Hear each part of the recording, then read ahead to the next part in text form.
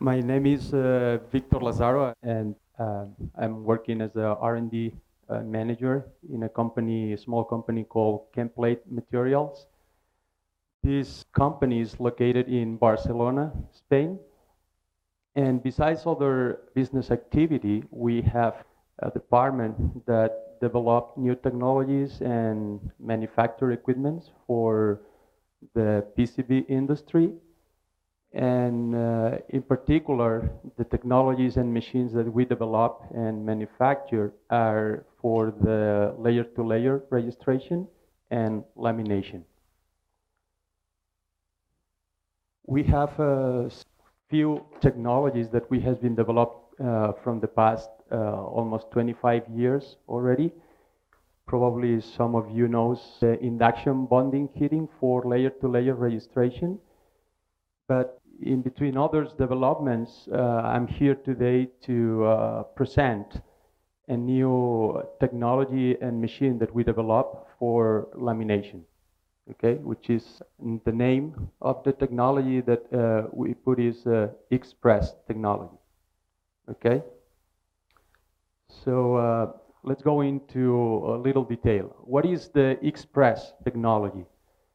The Express technology basically is a different way to create the heat, the thermal energy that the laminates need to be cured. Okay, the difference is that we don't use big thermal oil heaters, we don't use steam, we don't use electrical heaters, we just use induction. So on the next slide, the question is, what is then the Express novelty? Okay, so what this technology that we develop it makes is that we produce the energy, the thermal energy, the heat actually, right direct into the separator press plates of the press stack. So we don't heat up the resins or the materials to cure indirectly. We basically we heat up right at the PCB. So in fact, I'm going to go in detail how this works in a principal way, but I would like to show here a very a good picture of this difference. Okay, when you go to a standard lamination presses, no matter the system it uses for heating up, you are heating up from outside to the inside of the press stack. So sometimes you have a multi-opening press machine, but nevertheless each opening have a big mass platen where you put in between your material. So that thermography, it is just the section side of one of the platens, where you can see that is being heated up by the oil heaters or whatever standard system. And then here you have your press stack that can be only one panel or maybe 10 panel high. Okay, so this is the distribution. So you have heat coming from the platens, and also the side is the mechanical guide of these kind of presses. The thermography on this new technology is all the way around. You have the heat created internally right at the material, so we don't have any big delays lag in between what is produced the energy and the material itself. So you have the same 10 panels high package here, and you can see here on the transparency that the top and bottom plattens are cold. They are not being heated up. But internally you have these 10 boards, 10 panels high, all together being heated up very uniform. So just wanted to make here kind of a big overview or summary of the main features of this technology, which is that we can get very high temperatures or extremely high. Actually, we have a test in the laboratory where we were able to fire alumina or ceramics. But for the printed circuit wall application, where right now for those high frequency speed PCBs is needed those fancy or very modern substrates or laminates. So those laminates require sometimes high temperature. Then, because that way of heating up, we can have a very high ramp up rates. Then the efficiency, energy efficiency is very high because we are not heating up the whole machine mass. That typically, when you go into a lamination room in a shop, what you see is that the room itself is hot, maybe as hot as outside now. But that means that a machine that have to apply a lot of pressure and it have to create energy, it is a big mass machine. And if you connect mechanically where the heat is produced to the whole mass, you are heating up the environment as well. So it's a big amount of energy that is being wasted out. Not to talk about the fact that you need to cool down the room if you want to survive inside. Then the machine can be elegant or not, depend on your flavors. And then we use a minimal space because we design a very compact unit. All right, let's go to the principal functioning of the system, of the heating system. I would like to move you probably back to the first year of engineering.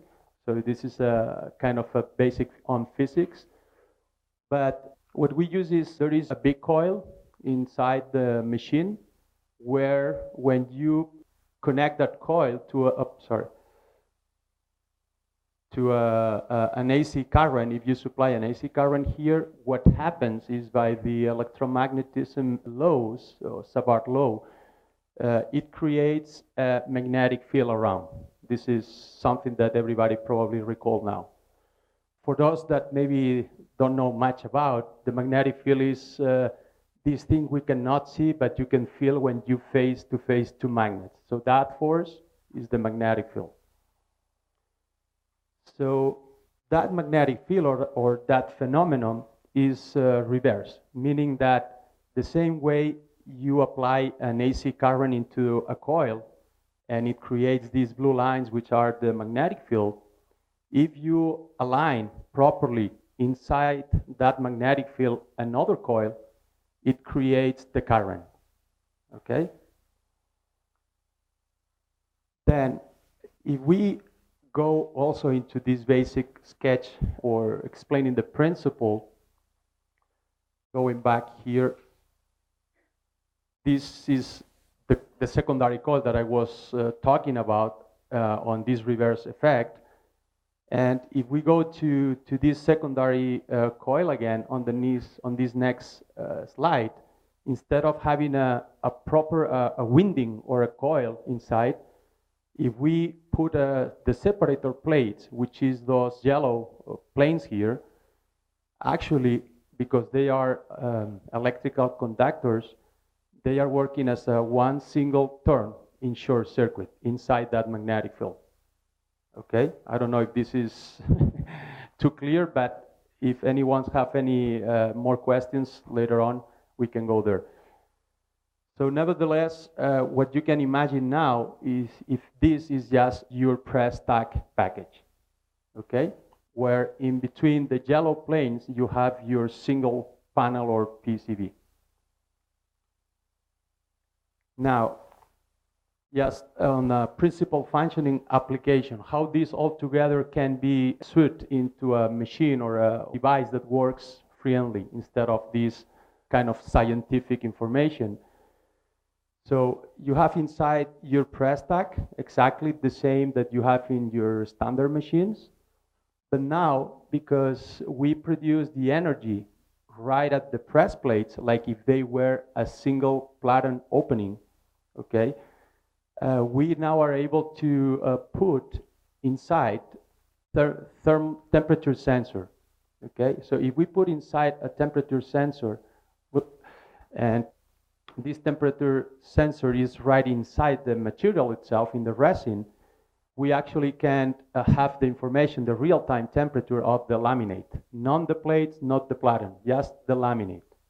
Okay, and then if we put all these together in a block, flow block, what we have is a power supply and a control system with a PC where the feedback is coming from the real-time temperature of the material, and now it's possible to track perfectly profile temperature and deliver the energy real-time to the material. So we don't need to go from empirical system like today's system is, where you need to play with papers and isolators, otherwise your first panel on top is having a different thermal shock.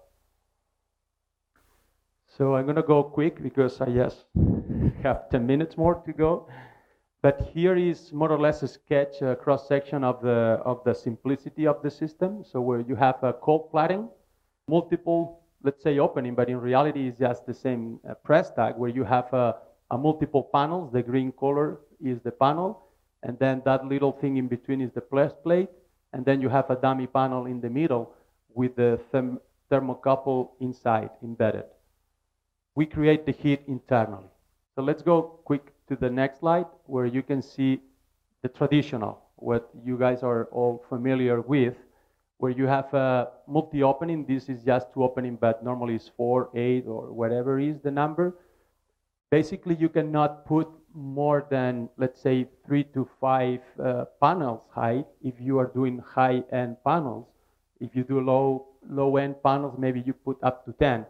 But the more panels you put in the side, the bigger is the delay of the temperature, because you have the thermal transfer coming from the hot platens to the material.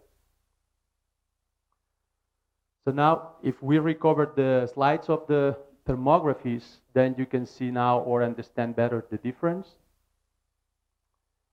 Then I'm going to go quick on this. In reality, this is just an example of the energy efficiency, okay?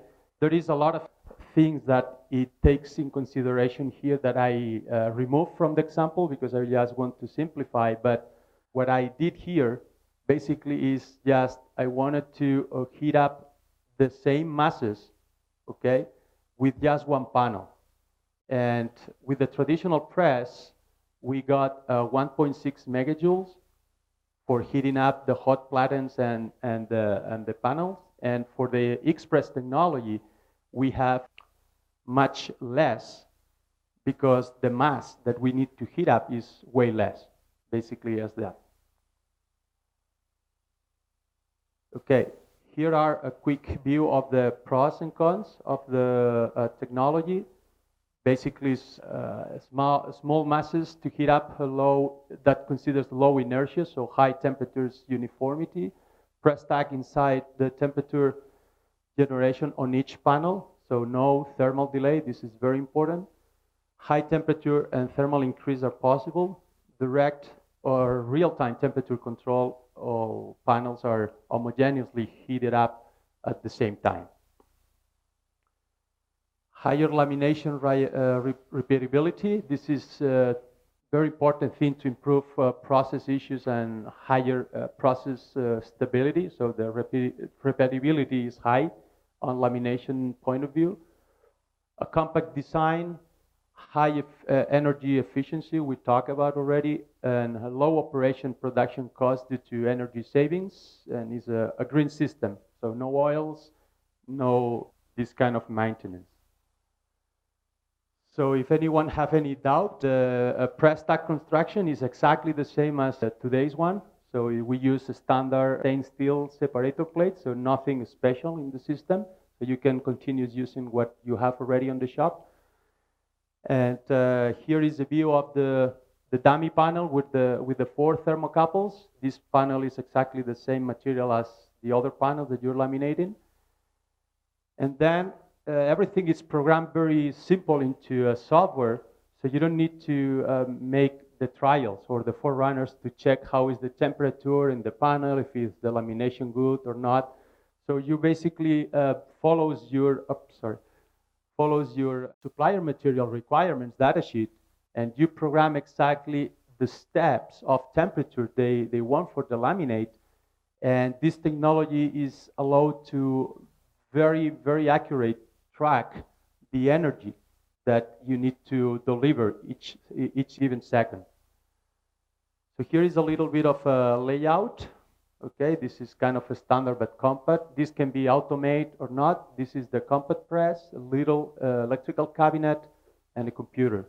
So all this flow distribution. And I have here a video, if you please play, where we can see a 3-hour cycle in a very quick speed mode in 1 minute. I think it's accelerated, because I would like to show you how accurate the material tracks the thermal profile. This is, I don't remember the material, but this is the pressure ramp up that can be fully programmed in just one step up or in a ramp.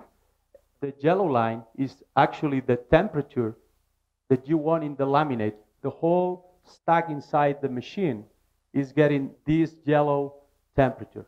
You can see here the number in degrees, and here you can see the modulation of the power supply. So you keep all the time the temperature. Here the green line is the vacuum. We have also high vacuum levels. In this case we are in a 15 millibars only. And yeah, the blue line is just the cooling part of the cycle. So here is what the way we cool. This is exactly also very quick. The outside is the ambient temperature, and this is the 200 degrees panel. So this video represents the natural way of cooling down, or the best way to cooling down a material, which is just keep it on pressure, open the window of the door of the press, and leave it there until he get balanced with the environment. So that is more or less what happens. I mean, you have the panel here in the middle. This is the press plate, and the only part of the material that are in exchange with the environment to exchange the energy are just the edges of the press plate. So what we did for cooling, for the cooling cycle, is we emulate what is, we believe, the best way to cool down a material when you open the press and leave it there in the environment under pressure. But we accelerate that. So that's why you see here some fans at the edge of the press plate. So we put airflow in between so we can exchange the energy from the center to the outside on a very uniform way. So this is more or less an image of what I was just saying now. So you have a press stack. Obviously, the scale is not fitting, but it's just for this purpose, where you have your stack up with the panels in between. So we create, with an air exchange, we create an airflow that flows through the edges of the press stack, and then that air becomes hot because they are getting the energy out the panel to the edges to make this natural exchange. And then that airflow is passing through the air exchange, is being cooled down and push it again through the package. So that's the way we cool down. So here is press lamination main features. It can be to a very high temperatures at the moment. And yeah, I think you can go and check on the presentation, or if you need more details, yes, please contact. Here is some data, real data from Panasonic, for example, but we do have also from ITQ or Nanya or other suppliers.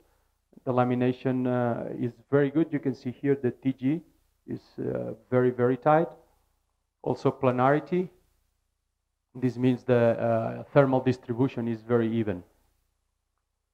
The press can be used for standard things, can be used for fast cycle, can be used for advanced materials, or can be used for developing new process materials, because it passes the limitations of the traditional heating or systems that exist today. Anyway, I think I'm running out of time. Thank you very much for the invitation, of course. When do you think is the breakthrough in industry? Did it already take part? Did it already happen, or when will it come for your specific technology?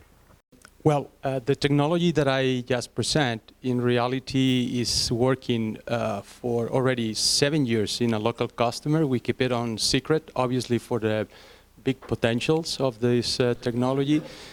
And right now we already got a big order for a good customer. So I will say that there is always room for improvements and fine-tune process, but is industrial already in our case. Is there any comparison between the press cycle time between the traditional and express?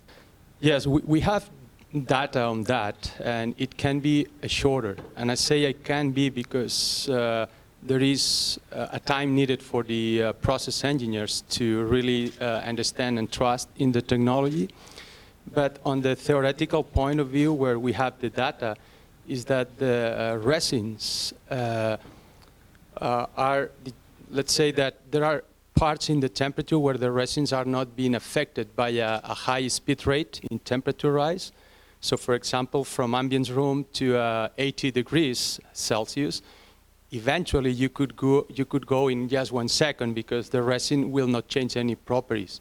So in the standard presses, you need to be adapted to, first of all, of the big delay lacking between the hot point and the material itself, plus the limitations of the big masses to be heated up. That needs a lot of power. In our cases, as we can have a very big or high speed rates, we could short those sections where the resin is not being affected by the high speed rate. So we have standard effort for the cycle time. It can be short as a 3/4 of an hour, half an hour minimum. Regarding the express, you say that initially it's the metal plates what are heating mostly and make the heating for the whole PCBs. But does the copper distribution somehow affect the heating distribution inside the packet? Well, is this not as far as we know on the data we have, there is not any effect because the mass of the separator plates is way bigger as the copper. So that separator plates, it is balancing. You have a very good uniformity because the thermal resistance is very low. So there is no affection. Victor, do you have any information about the temperature uniformity you will find within a panel and in between the outer and inner placed panels? Yes, actually that was one of the key points of this technology. I explained it into the presentation, but I had no time to go in detail. But the press stack is uniform in respect to the magnetic field that is created inside, meaning that all the press plates are equal, exactly the same size and thickness and properties, mechanically speaking. So the magnetic field penetrates in all those separator plates in the same manner, with the same, they're very even, absorbing the magnetic field lines. So that tells that it creates exactly the same energy, the same losses into each plate. So answering about the temperature uniformity into a panel, any panel, it's within the plus minus 1.5 degrees, meaning biggest delta is 3 degrees in between the cold and hottest point over the surface. And to the other question about on the high, meaning that if the first panel is same as the one in the middle, it's exactly the same for the same question. There is, of course, in our system, a cold plate instead of a hot platen that could eventually store energy, right? But we have active thermal barriers that blocks that thermal escaping. Let's put it that way. So we have also temperature sensors that compensate that, and we have exactly the same as any panel on the middle. This means you have some kind of isolation material in between the outer sus plates and the cooling plate? Well, there is isolation because you need to put, or normally on the PCB industry, they put a cushion for pressure compensation. Those materials are isolated. But I'm talking about much more the isolation in between the big mass of the press, which is the platen, the heavy thing, and the material in contact to the first and last panel. They are very actively and passively isolated. Thank you.